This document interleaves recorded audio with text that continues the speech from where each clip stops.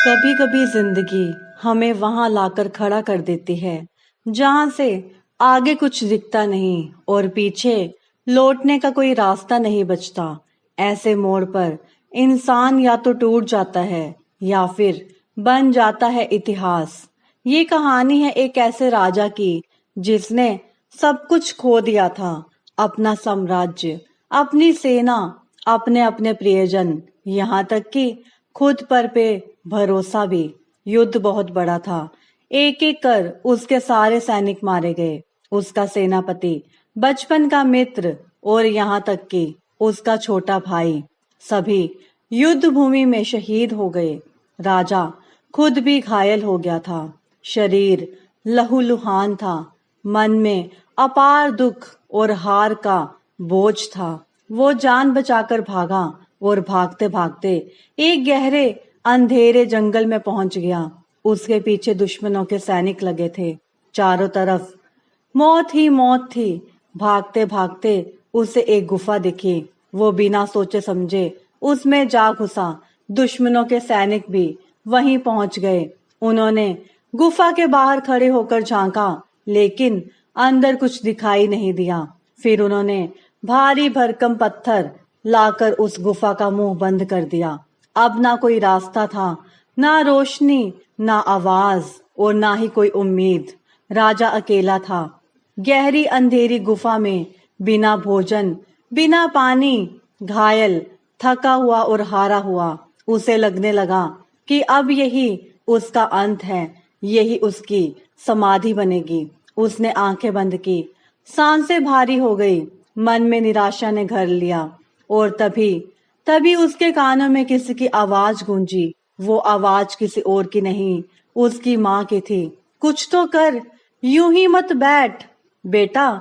बस इतना ही कहा था माँ ने कभी, लेकिन उस पल में वो एक वाक्य जीवन की सबसे बड़ी शक्ति बन गया। राजा की आंखें खुल गई।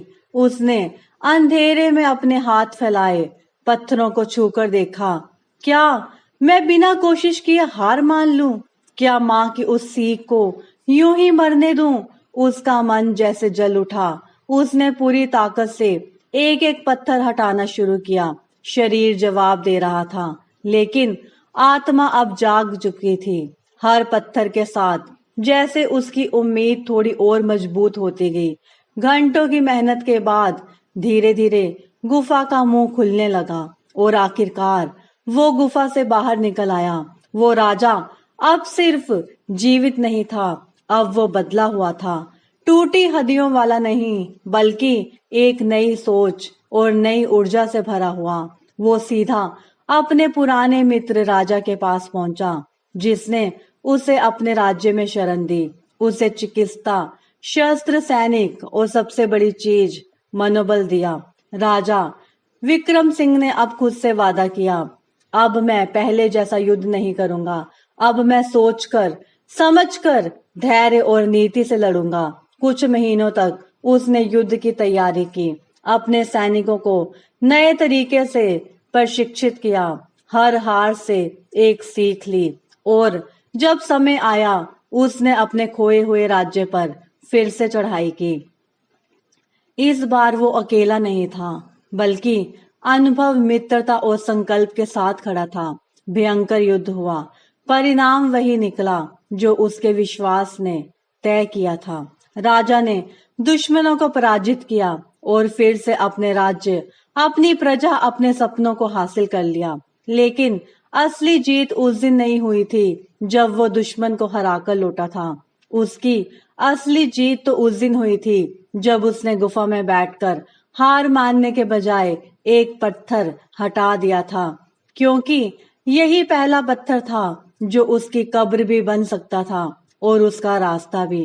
कभी कभी जिंदगी हमें गुफा जैसी स्थिति में डाल देती है।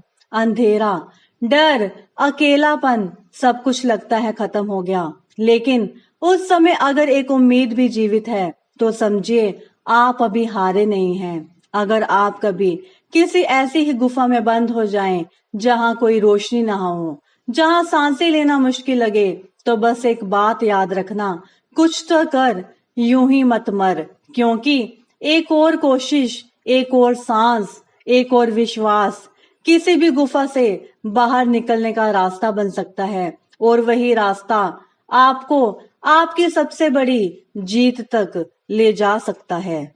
धन्यवाद।